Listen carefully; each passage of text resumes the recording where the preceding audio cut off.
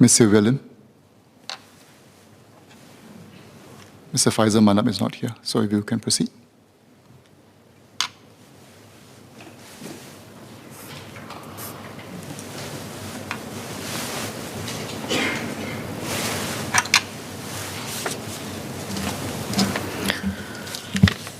Mr. Speaker, in my speech, I wish to make a critical clarification on a specific finding by the COP. I will touch on the referral or intended referral of Mr. Faisal and Mr. Singh to the public prosecutor, and I will also argue why some reforms to the COP and its processes are much needed. Sir, during the COP deliberations, a matter has arisen about the handwritten notes tendered voluntarily by me to the committee. These notes were used as evidence against Mr. Pritam Singh to support the finding that he had given Ms. Raisa Khan a free choice to continue the lie she had told in August. It is necessary for me to correct misconceptions that have arisen from the COP's findings here. At paragraph 237 of the main report, the COP finds that my handwritten notes were useful to the committee in its deliberations. The COP further notes, among other things, the following. Para 237, sub 3. Ms. Lim, a lawyer and chair of the Workers' Party, would have appreciated the effect of such evidence. It would be, and was, extremely damaging to the testimony given by Mr. Singh. It directly contradicted Mr. Singh's evidence that he did not give Ms. Khan a choice. Para 237, sub 4. Ms. Lim was clear in her testimony that a choice to tell the truth cannot be given to the WP MPs, an obvious point. That was also directly contrary to what Mr. Singh had done, and Ms. Lim recognized that, unquote. Speaker, I take a different view. If read in the proper context, my evidence is not inconsistent and not damaging to Mr. Singh. In fact, it is consistent with his evidence that he was telling her she had to tell the truth. Let me explain why. I had testified that the extracts from my notes had to be seen in totality to understand it. First, let me quote the extract from my handwritten notes, which was recorded in the form of question and answer. Question by PS. Before October session, I met you and told you it was your call. Did need to tell the truth in PAL occur to you? RK. Yes, but consumed with guilt and own experience. Thought it wouldn't come up. PS. Can't lie, right? RK, yes. So just looking at this extract, we see that when Mr. Singh says to her, can't lie, right? Ms. Khan does not contradict him. She says, yes, which is an acceptance that she cannot lie. Does this not mean that she understood what he meant all along, that she had to tell the truth? When he put to her that she could not lie, she did not say that she was given a choice. Secondly, sir, I'm baffled by the COP's conclusion that I had somehow recognized that Mr. Singh had acted contrary to an MP's duty to tell the truth. As I was puzzled as to why the COP stated that, I examined the footnotes used by the COP for this conclusion. I submit that the evidence I gave does not support this finding. For this, please allow me to refer to the transcripts of evidence. The COP cites footnote 421 as the basis for saying that I was clear in my testimony that a choice to tell the truth cannot be given to WPMPs.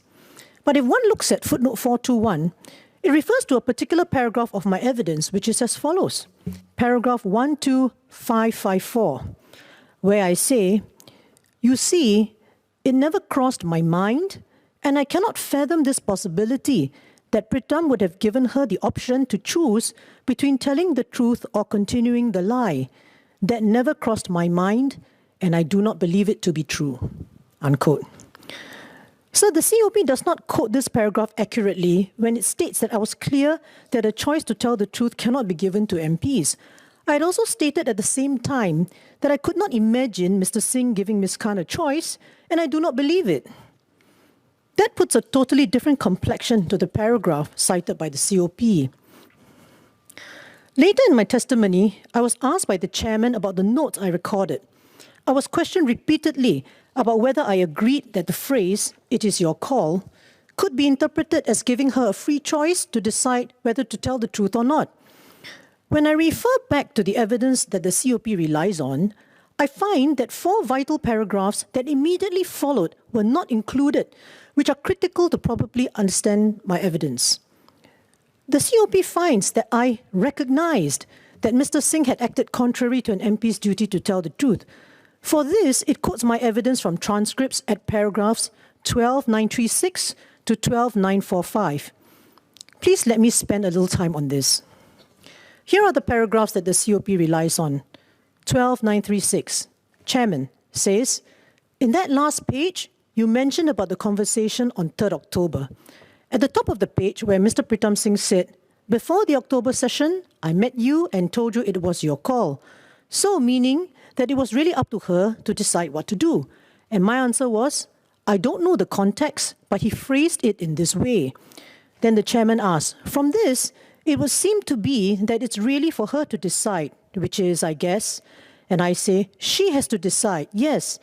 And the chairman says, I guess if you follow from this, when he said that I will not judge you, is that you decide what you want to do, I will not judge you for that. Would that be a fair interpretation as you see it? I know you were not there. And I say, I wasn't there. Then the chairman continues, I'm saying that as from what he has recounted here as recorded, and what we know now of what would have been said specifically, this would be a reasonable interpretation of it. That line came from Mr. Pritam Singh himself, who said, quote, to take ownership and responsibility, I will not judge you, unquote. So I'm just asking, this is the chairman asking me, based on what Mr. Pritam Singh has shared, and given what he said now here, would that be a reasonable interpretation that it was really left for her to decide? And my answer, well, I don't know what he said because I've put myself on a news blockout for the last few days. But in any case, it is recorded as it is recorded, yes. The COP then cuts off its reference abruptly here. Now, up to this point, I was at best telling the COP that I was not there at the meeting on 3rd October. Where was there any recognition by me that Mr. Singh had done something contrary to an MP's duty to tell the truth? Crucially, the COP ignored the next 4 paragraphs, which show that the chairman was still continuing his clarifications with me, which I shall now read out. Para 12.946, Chairman. Just to remind you, the specific line he said was, to take ownership and responsibility, and I will not judge you. So these few lines came across clearly as what he conveyed. And I say, okay. And the chairman says, and I'm just asking you that based on what you've recounted here, it would suggest that the option was left to Ms. Khan to decide what to do. And my response is, I think it also has to be looked at in the whole context, because what we recorded here was that I told you it was your call. Did the need to tell the truth in Parliament occur to you? Then she says, yes, but I was consumed with guilt in my own experience, and I thought it wouldn't come up. Of course, she's not saying here, you gave me a choice, so I made that choice. She says, I was consumed with guilt in my own experience, and I thought it wouldn't come up. And he says, but you can't lie, right? And she says, yes. So it has to be taken, I think, in totality to understand it. Like I said, I wasn't there, but this is what I recorded. Unquote. So, Mr. Speaker, these last 4 paragraphs were curiously excluded from the COP's footnote 422, even though it was part and parcel of the chairman's clarifications on the same topic. If included and properly understood, I submit that my evidence does not support the COP's conclusions. Next, sir, I will touch briefly on the referral to the PP, or the intended referral to the PP of Mr. Singh and Mr. Faisal. So if Parliament so resolves to refer both of them to the PP, it is only right to expect that the public prosecutor, law enforcement, and the courts will handle this matter impartially. How they approach this matter has serious ramifications. A court conviction may prematurely terminate the service of a member of Parliament who has been duly elected by the people.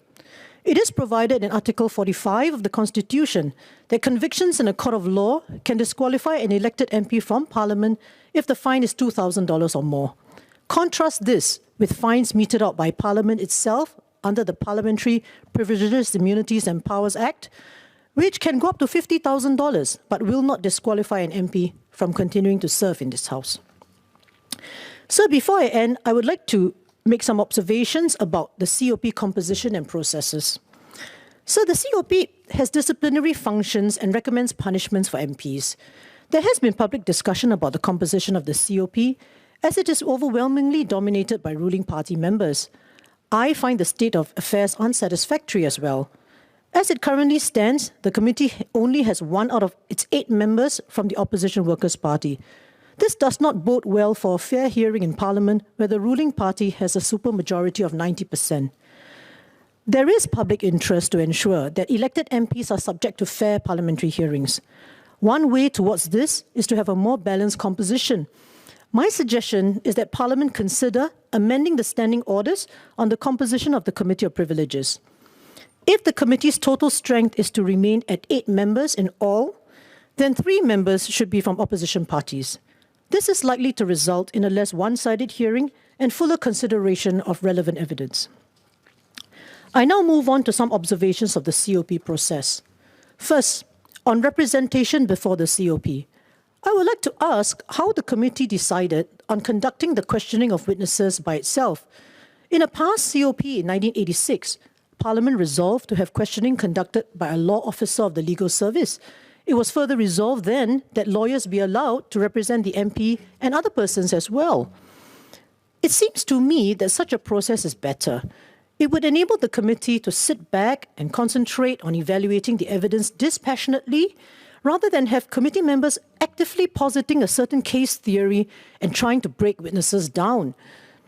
If legal representation is allowed, there may be less need for Parliament to make referrals of cases to the public prosecutor. May I ask, on what basis did the committee decide to do the questioning itself and not allow lawyers in? Secondly, I believe guidelines are needed to safeguard the dignity of such parliamentary hearings. Members of the public have noted the strenuous questioning of Mr. Faisal and Mr. Singh. Mr. Faisal was questioned for about 6 hours in a single day. In Mr. Singh's case, the questioning was done for 9 hours in a single day, which, including waiting time, took 12 hours. While my own questioning was less than 3 hours, I waited for 2 days in a guarded room and was denied the use of any communication devices. When I needed to visit the bathroom, I was accompanied by security. When I requested to use the disabled toilet to have more space, permission was sought. Doesn't all this border on oppressive? Our courts of law do not subject witnesses to such treatment. So to summarize, I've clarified the effect of my handwritten notes in detail. I've also commented briefly on the referral to the PP that Parliament intends or will be voting on. And I've also made my own observations about COP processes and why I think reform is needed. Thank you.